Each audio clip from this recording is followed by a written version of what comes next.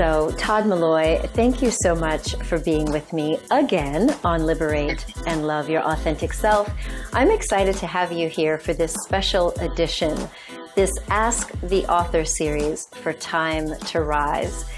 Todd, you are a very well-respected sex and relationship and family marriage therapist. What would possess you to be willing to share such a vulnerable story about your personal life in this book? Well, I think it's very important to share with the public and with my clients that we're human too. Mm-hmm. That we're not just these academic, or I'm not just this academic person that's read a lot of books, but I've had to apply them to my own life, come up with my own experiences and learn and grow from them. So not only are my clients learning from therapeutic interventions, things of that nature, but they're able to meet someone that they can connect to. It allows me to be human. One of the things I often say in the therapeutic setting to my clients is it's okay to be human. Because too oftentimes we think we can't be. We have to be better than. We have to be perfect. We have to be all of those things. And our life is supposed to be just so straight and direct and with no bumps and no confusions. And that's not real life. I know that's a story that people project, but it's far from reality. And that's something you talk about in, your story. But before we get to the story that you share in the book, you really believe that people need to know that the life process, your perspective is that it's always going to be in transition. So for us to even have this idea that it should be fixed and perfect and we know who we are and we're right there, that's kind of a fallacy, right? Oh, definitely. Remember, we're a part of life. We're a part of the universal order. So if you actually look at nature and the processes of life, it's not that picture. Think of the beautiful apple tree, for lack of a better word. But think about the process that it has to go through. A seed is planted in darkness. It goes deeper into the darkness before it even sprouts to see light. Mm-hmm. Through that transformation, even underground, there's a tearing of the skin. There's a growing, so there's a consistent shedding.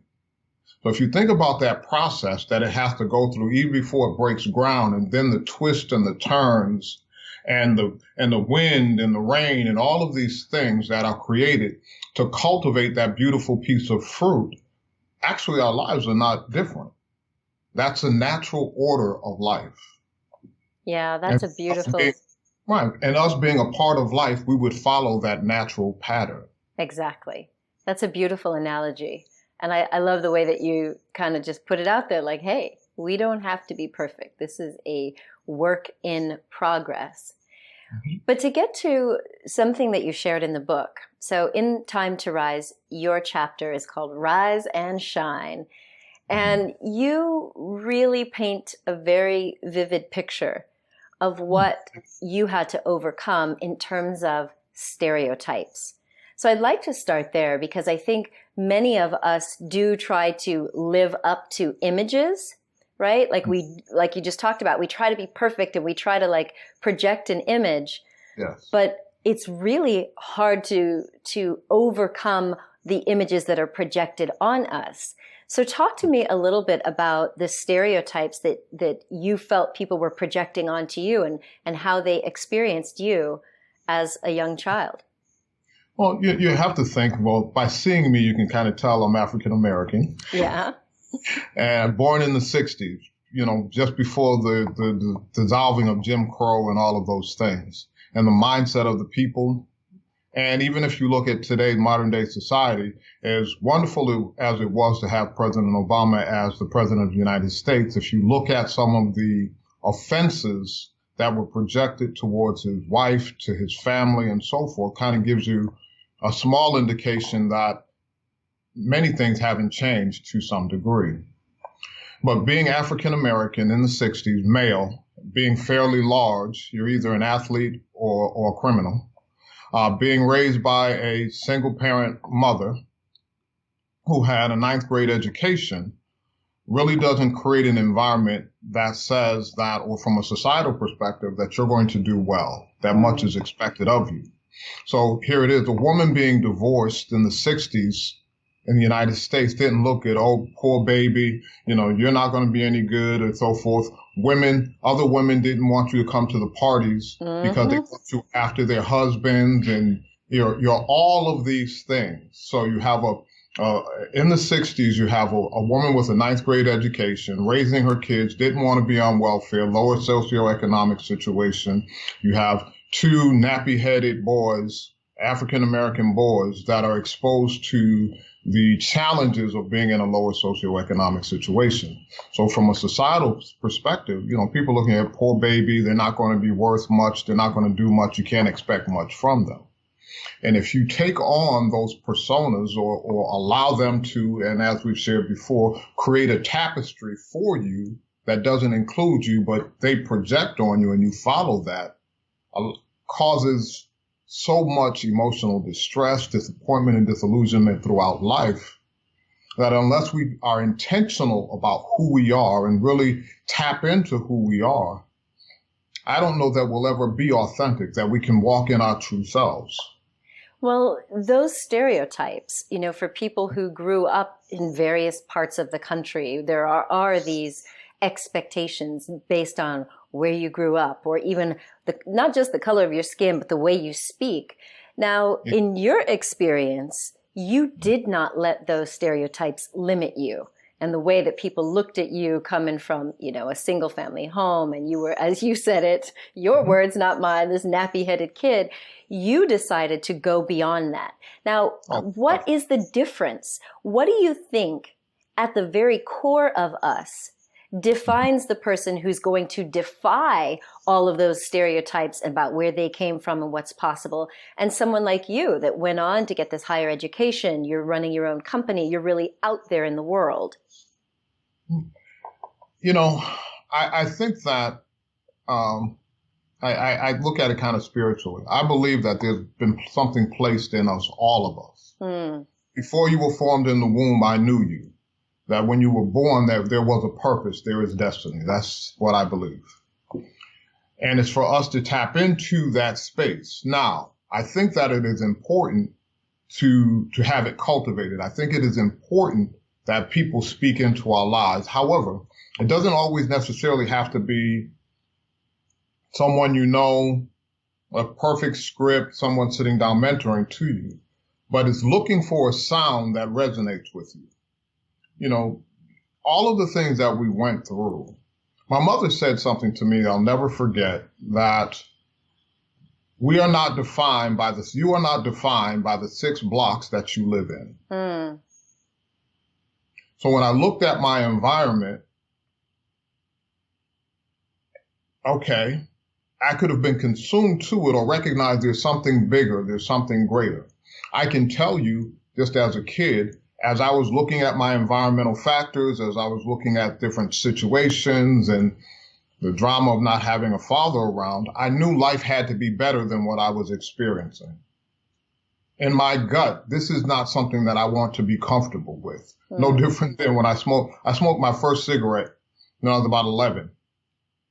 And I smoked the cigarette and it hit my lungs so awful. I mean, it was the worst, awful, painful thing that I had ever experienced. And I said in that moment, there's no way I want to get used to this. I haven't touched a cigarette since because there was an offense. There was a feeling inside that said, this is not natural. This is not normal. This doesn't resonate with me.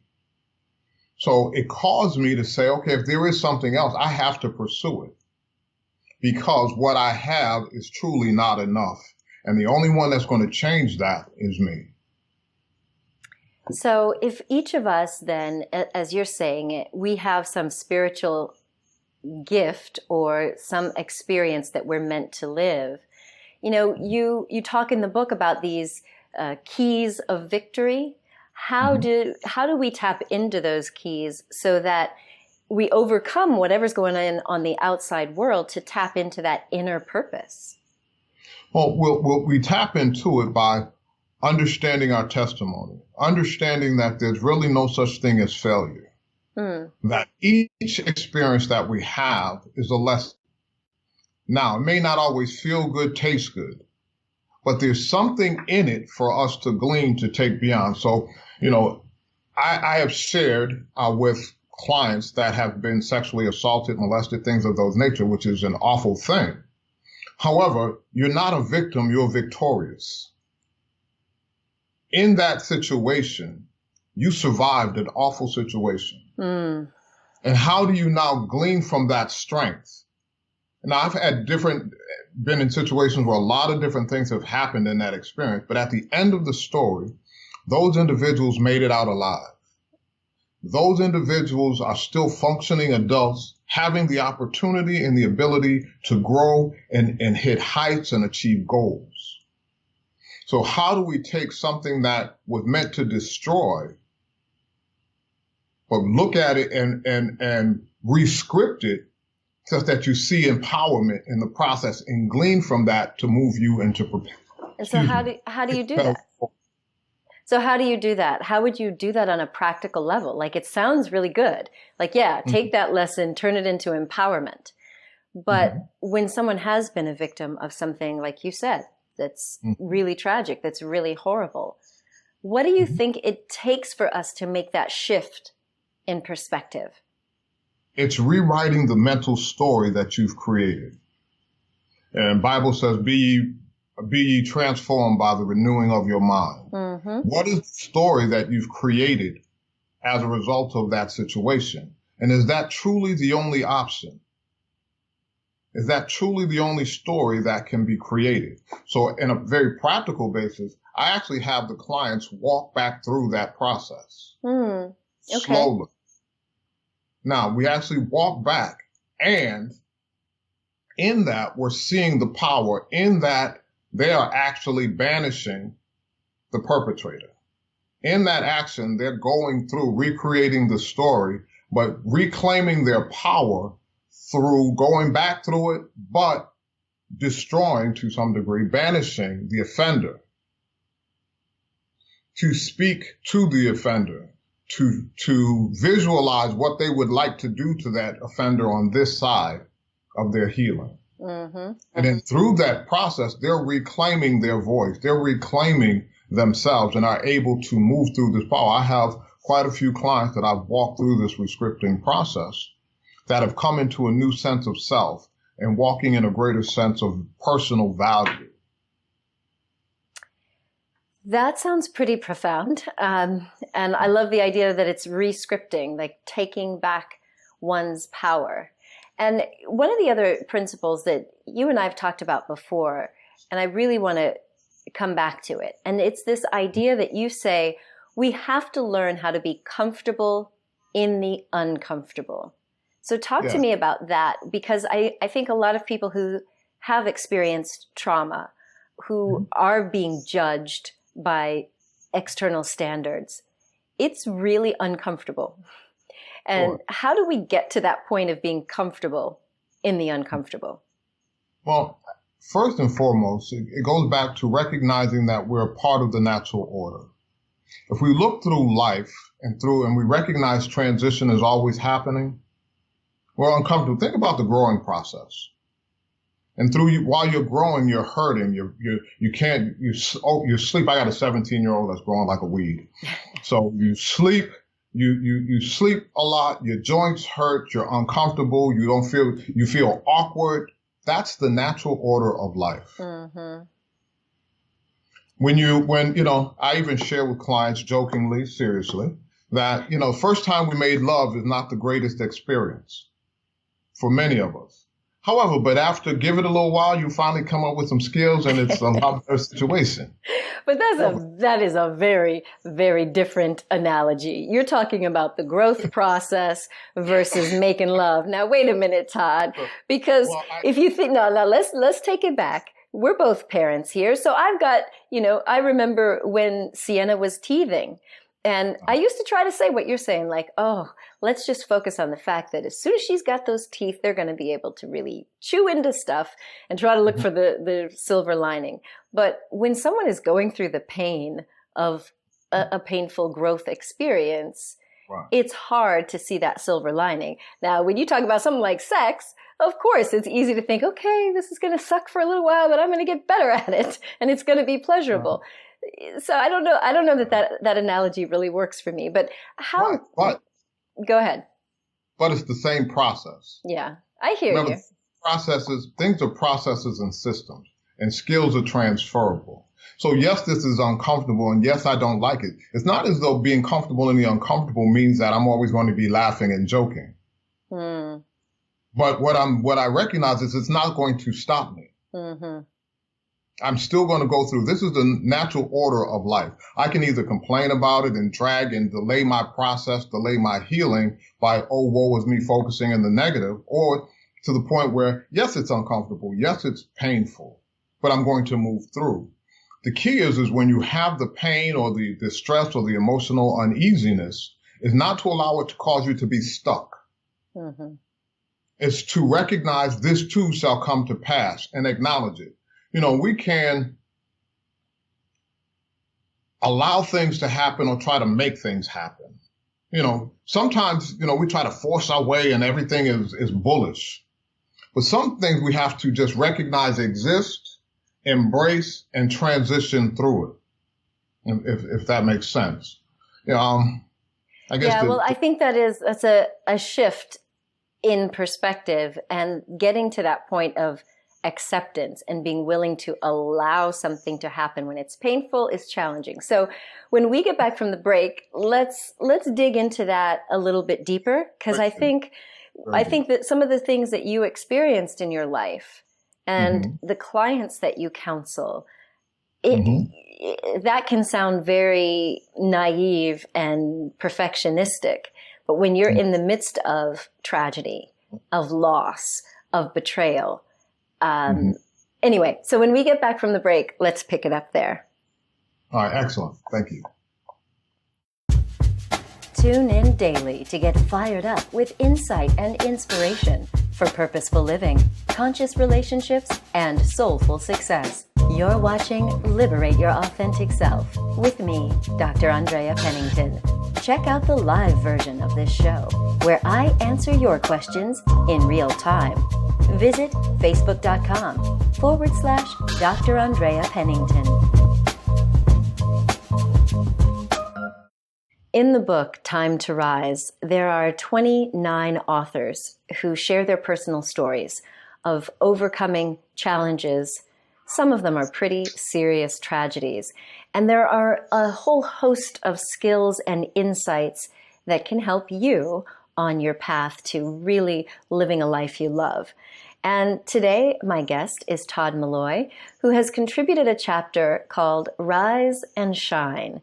And Todd, before we went to the break, we were talking about your idea of helping people understand that if they could shift their perspective and look at their painful life experiences as part of the natural order, as you call it, that maybe they could learn to accept and deal with and recognize that this too shall pass.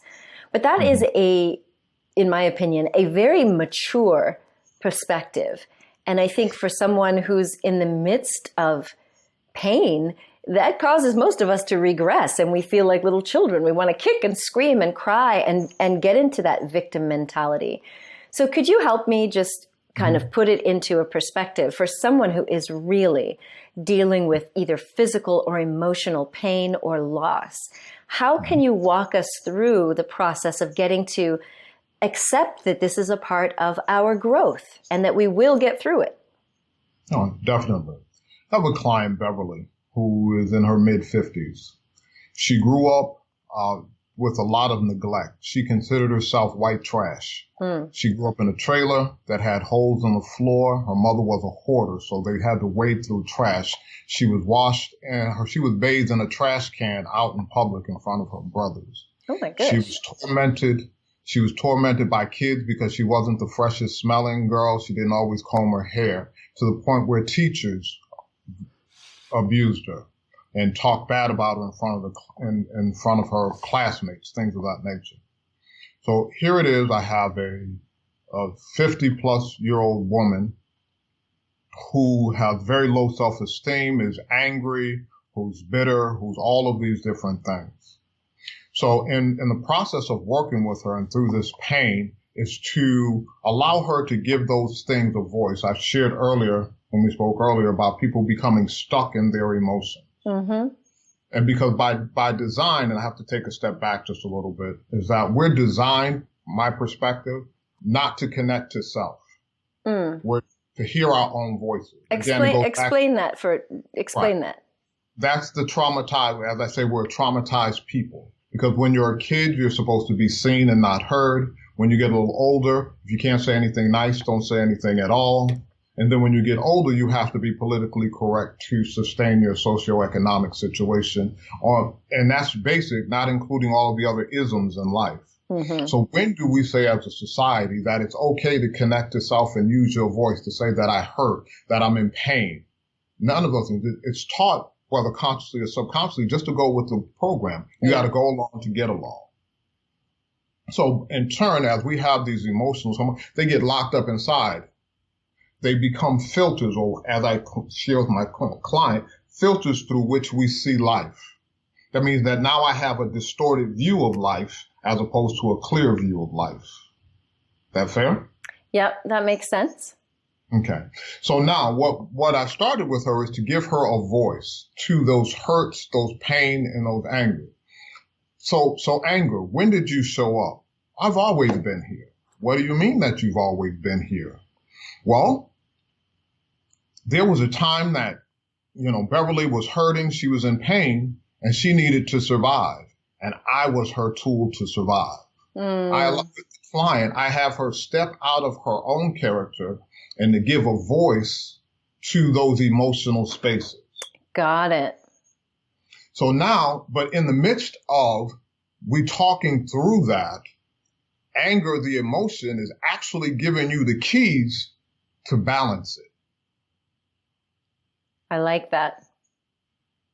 So through that process, she began to move those filters that I was sharing that was before her eyes and now be able to see life in a new way.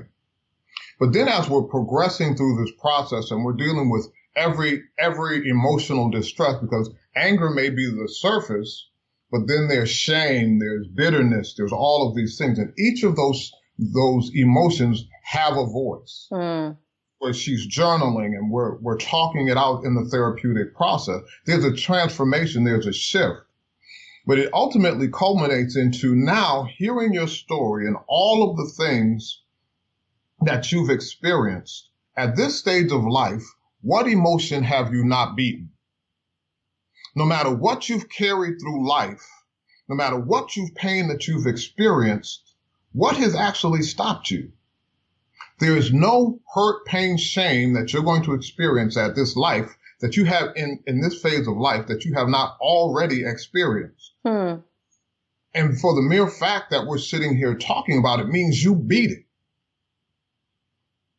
I beat the stereotypes. You've beat the stereotypes. You're a female doctor. I talk to female doctors quite often, and they don't always feel as they've received the same level of respect of their colleagues, but yet they're all successful. They're in a position where they supervise 8 to 10 different male doctors and the different stresses and the pressures. But if you really look at that, that's not comfortable to walk in a room with your wonderful self and you feel judged by everybody else. But once you recognize that, hey, I'm in this room, I belong in this room, I've done the part, so it doesn't matter how you see me, what you think. I'm going to assert who I am and move in the fullness of who I am. I love that, because now what you're painting for us is you're painting this picture of my life beyond the pain, the shame, all of that, those filters as you describe it. And, another thing you talk about in the chapter is listening to our soul. And I think now I get it, as you're saying, we're taught to distrust our own inner voice or our own desires and the self. So talk to me about the self versus the soul, and what do you mean by we need to learn to listen to our soul? Well, again, and I have to use my own example. Okay. Is that there was in me, I knew since I was 15 years old, I wanted to be a therapist. That was, and just as though my son is an artist, but he came out of the womb with a pencil. It was not a secret that he was going to be an artist because he draws. He'd rather sit at his own party. He would sit and draw, let the party happen around him, and he'd stay. And today he's an artist. Yeah. But when he tried not to be an artist, life seemed to change for him. He didn't seem happy. He was unhappy. No different than my situation. I knew I wanted to be a therapist. And yet your first career was not as a therapist. Correct. My first career was an engineer because, first of all, didn't know any therapists. There's a stereotype, Black people don't go see therapists. They've got to be crazy to go see one. So it was nothing that was I didn't have a model. I didn't have a prototype to work from. This was just in my spirit because for me, I was able to see my dynamics, understand that there had to be something, a better experience than what I was experiencing and what it looked like people were experiencing around me. How can I be a part of the solution? For me, that was to be a therapist. However, in the course of life and crossroads that I talk about in the chapter, life shifted where I picked, as opposed to moving in what I was innately in me, that will, that drive, my soul was leading me. I resisted it to follow the safe path to become an engineer. Which is all very, very common, right? So, I mean, at least for our generation. Now, fortunately, our kids and the kids that are coming out now, they're being brought up in a very different environment where people are saying that you can follow your soul, follow your bliss, really tap into your strengths. But for the people who are, you know, our age or older, how do you help them trust or even understand the voice of the soul? Well, if you allow me, I want to take a step back for a moment. Okay. Even though I agree there are more of us talking about being your authentic self and being empowered, our generation is still programming the current generation. How's that a cigar bar? I'm talking to a guy in the room. He became he's a very successful financial guy, but he never wanted to be a financial person. His parents told him what he was going to do. Yep. His son wanted to have a different life. His son wanted to be a teacher. No, he said, I'm only paying for you to be an engineer. Okay. Son is an engineer. He's sitting there telling me how miserable he was when his parents did it to him and how miserable his son is, his 25-year-old son, how miserable he is because of what he told him, but he just told him to suck it up because life is okay. Because the quality of life, the money that we're making is sufficient enough to create a lifestyle that we should be happy with. But that, you know what that leads to, and obviously you already know my story, but that is the exact thing that I did. I tried to live up to my dad's expectations, society's expectations, then the medical realm and what they expected us to be. And then, of course, getting into the media was a whole nother layer. But I got to that point that it didn't matter how much money, how much fame, how much success, I was miserable, and it led me to a breakdown. And obviously the reason I do what I do today is because I don't want other people to get to that point. Because if you knew when you were 15 that you wanted to be a therapist, just like I knew I love creating, I love teaching, I love that process. And yet and still, I went marching down that path of conformity, trying to fit in. I didn't really listen to my soul until it got so painful that I literally hit rock bottom.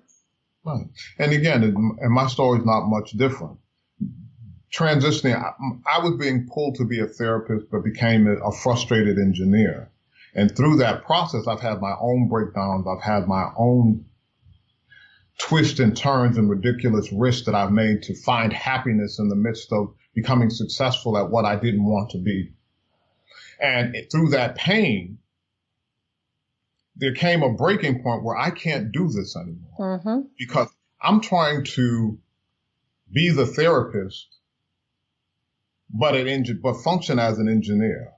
My soul wouldn't allow me to rest. So I was doing community service. I was trying to feed that element of me as a hobby in different things.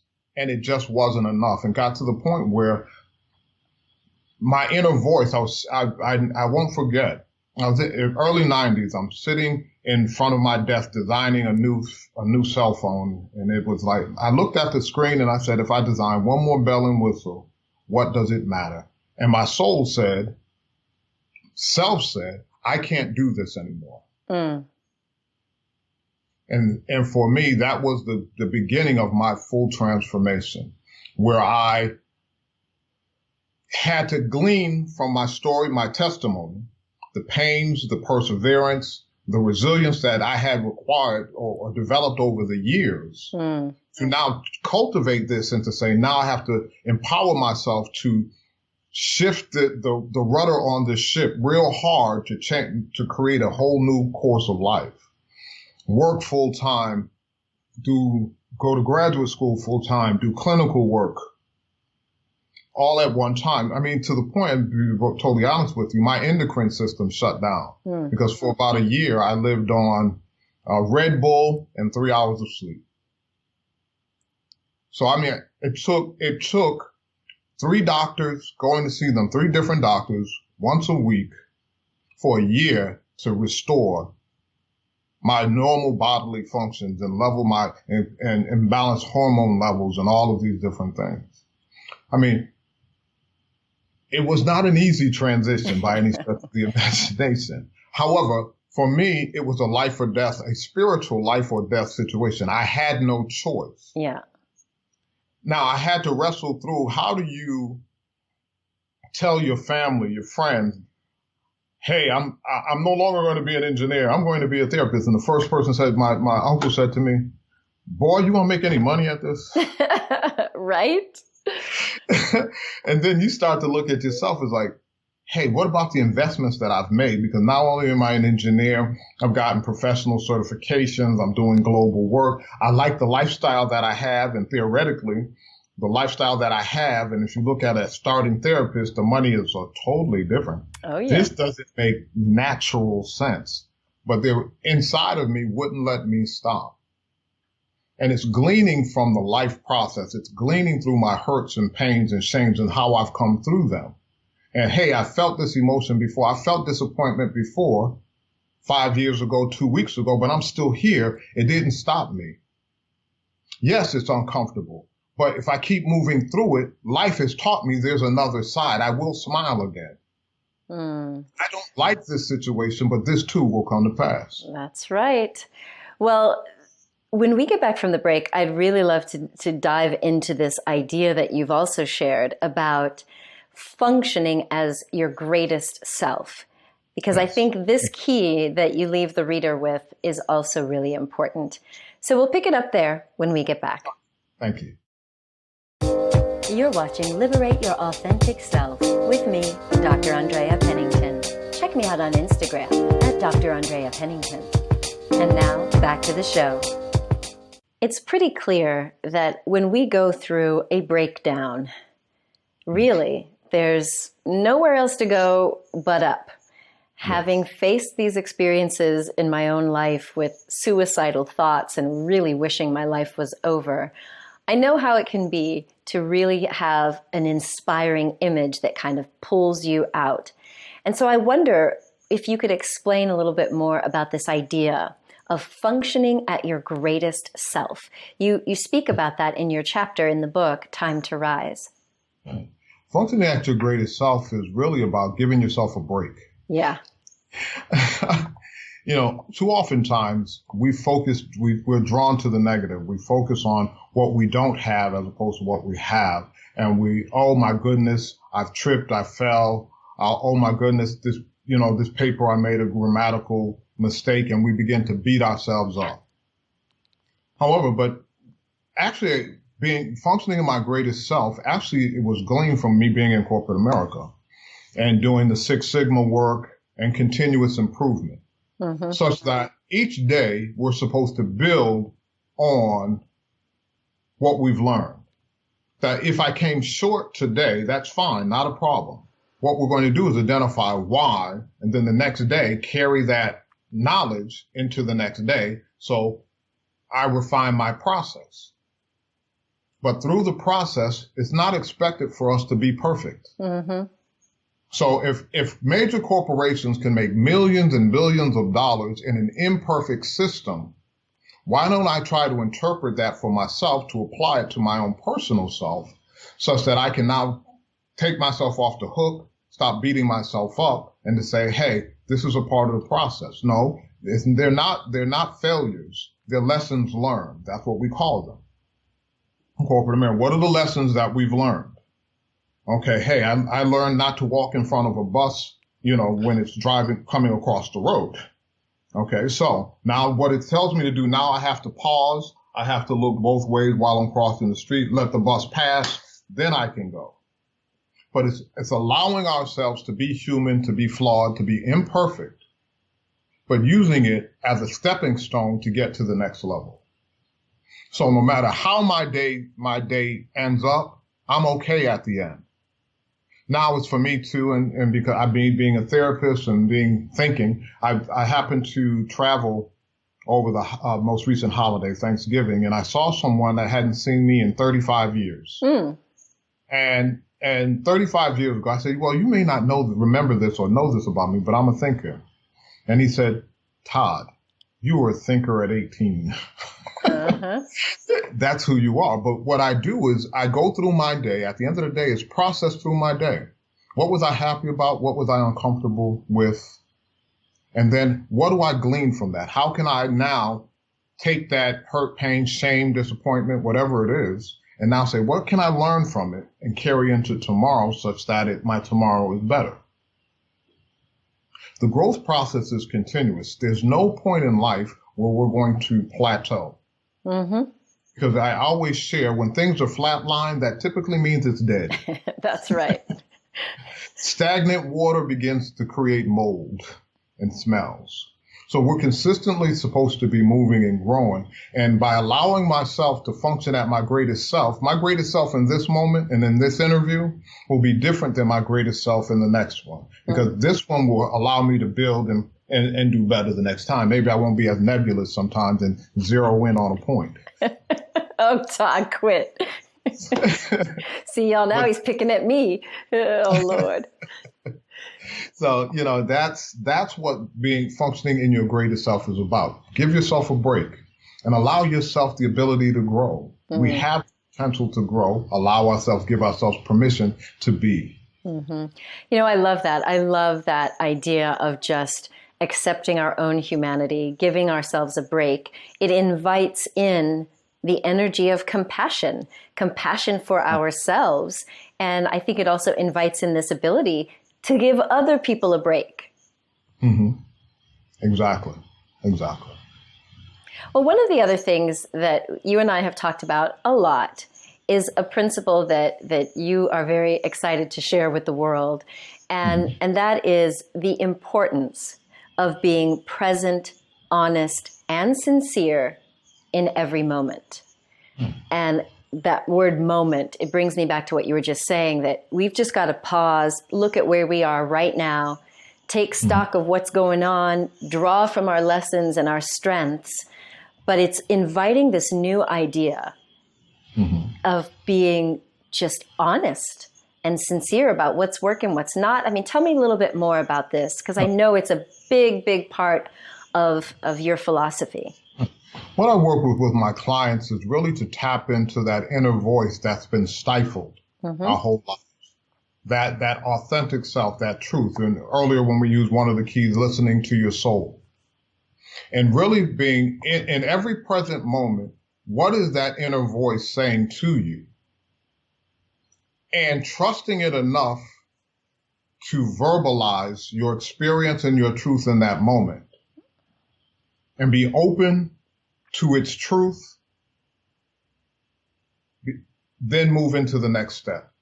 So what I often share with clients in the midst of their discourse and their communication is don't always go to responding to what someone is saying. First, what you do is just sharing your experience. Here is my truth. Irrespective of what's going on around us, no matter who we're talking to, Our truth is our experience. So give me an example. What do you mean? Okay. So quite often, I'm talking to clients and the husband may say, I am frustrated that you're asking me a question. I answer you 4 times, and then you still ask me the same question. And then you ask me to come into the next room to find you, to retell you what I've said.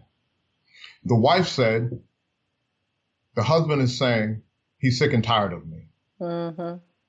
That's what she heard. So now she's responding from that energy.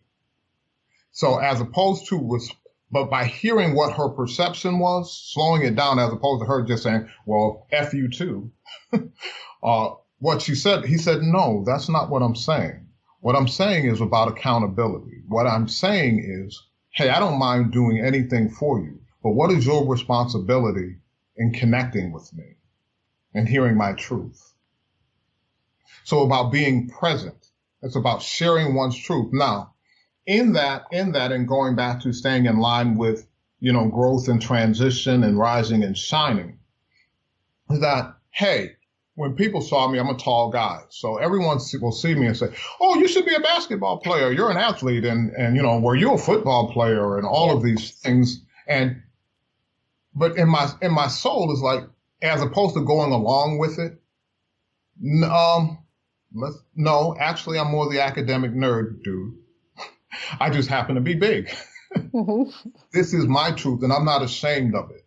And now, as I'm willing to do that, the atmosphere around me creates an environment where I can thrive because my truth is out there. But doesn't that take a lot of practice? I mean, yes, you and I are there. We're there now. I can share my truth like that but it took practice to do it and to feel safe enough that I wasn't going to get my head bitten off. Correct, but it's a process. Remember, life is a process. There's no just hit a button and, hot water, stir it, and here we are. No, it's a process. And how we do it with my clients is small risk. Small risk. Where are you comfortable making the small risk? But what I do is walk them through, because oftentimes I walk people through their professional life. Because actually people spend more time cultivating their academic and professional life than themselves. Yeah, of course. So what I often do is say, hey, when you're at work, here are skills that you have based on your profession. Okay. And here's the prowess that you've had in that arena. Now what we're going to do is skills are transferable. Take those skills and now apply it to your personal life. So now we're tapping into giving yourself that voice. Remember, society has stifled our own personal voice. But now where are those areas that you feel safe enough to use your voice with your children, with your partners, at the grocery store with strangers, because you'll never see that person again. Yeah, exactly. So, hey, I don't appreciate you cutting me off in line, and no, you can't stand in front of me.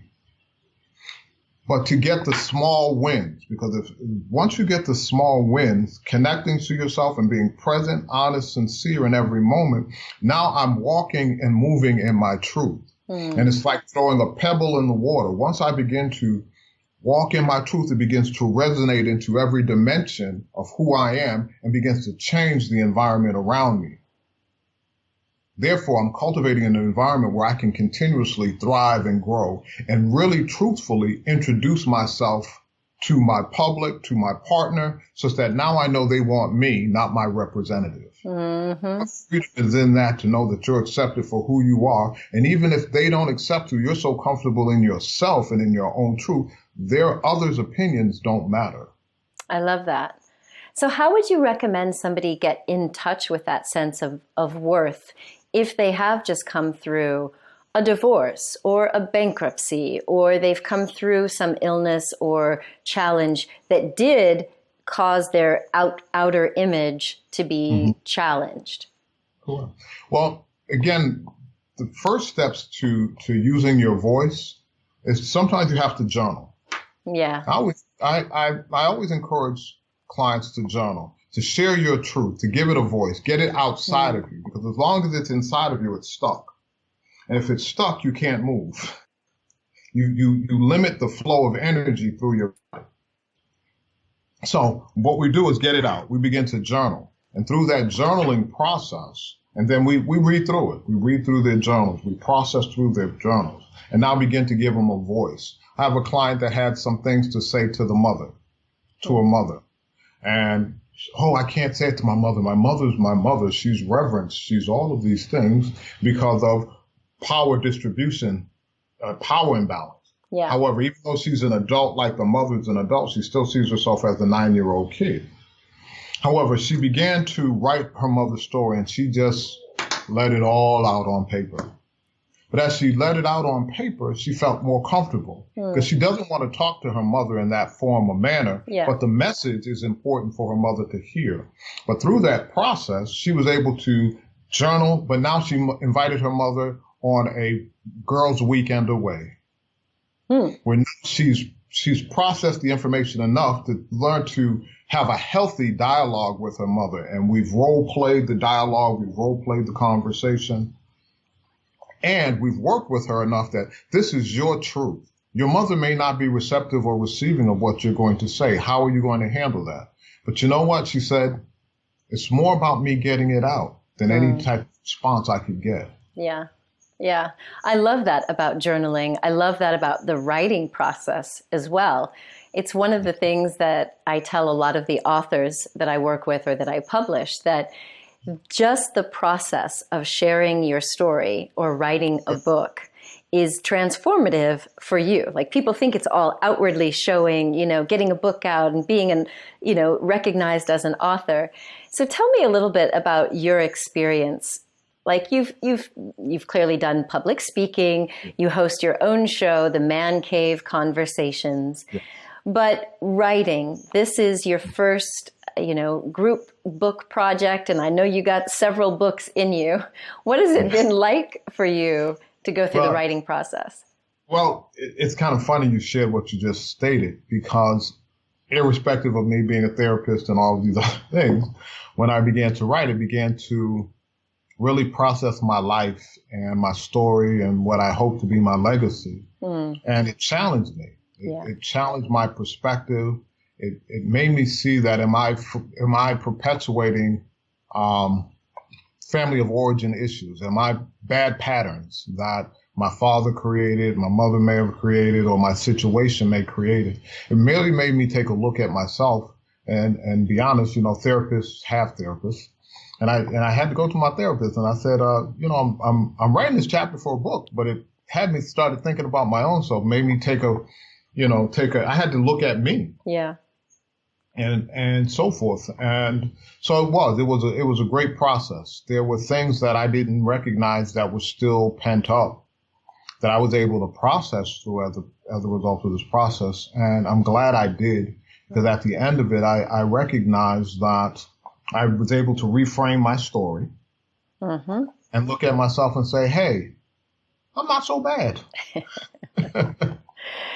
That's right. Well, Todd Malloy, it's true. You're not so bad. You're doing some good things in the world right there in North Carolina with your practice, with Man Cave Conversations, and now with taking your voice really out to a global audience with this book. Thank you. I think you're doing some great work in the world, and I'm very honored that you're a part of this project. And I look forward to the next chapter in your world, your life. Thank you. With this process, it's kind of helped me move forward. I recognize there are books in me, and going through this process is kind of now giving me a methodology to follow and trusting my voice. I have to be honest, when I first submitted it, I said, oh God, is anybody even going to care? Anybody going to be impacted by this? But once I got the final review back from you and I read it, I actually read it. And at the end, I said, hey, I actually got something out of this. Yeah, imagine that. Yeah, so no, this has been a great opportunity for me. And again, it has motivated me to continue to write and allow this to be a part of my growing process. So thank you so very much. My pleasure. Well, there you have it, ladies and gentlemen. I know that you will enjoy reading Todd's story in Time to Rise, and I'm sure that he'll be participating in several of the other author Q&As. So if you have questions for him, you can also leave them with us. So I just want to encourage you all to really own your own story. because you can rise up. You can make progress no matter what life is throwing at you at the moment. So once again, just remember that you truly are a gift to the world. So share your presence with passion. Much love. Bye.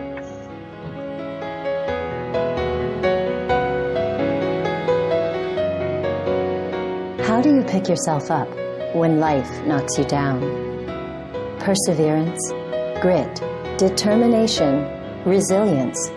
These words describe natural human qualities which help us bounce back after any type of setback: illness, loss, betrayal, bankruptcy, divorce, abuse, and trauma. No one is immune to experiencing the tragedies of life at some point. Learning how to use your potential to rise again is what will keep you going. I'm Dr. Andrea Pennington, creator and publisher of Time to Rise. In Time to Rise, 29 inspiring changemakers share their personal stories of transformation to prove that you can reclaim your life, find your purpose, and re-emerge as the powerful creator that you are. It can be tempting to think that the people who succeed in life or who recover after major devastating loss are special or somehow endowed with magical powers. The reality is, within you are the very same powers.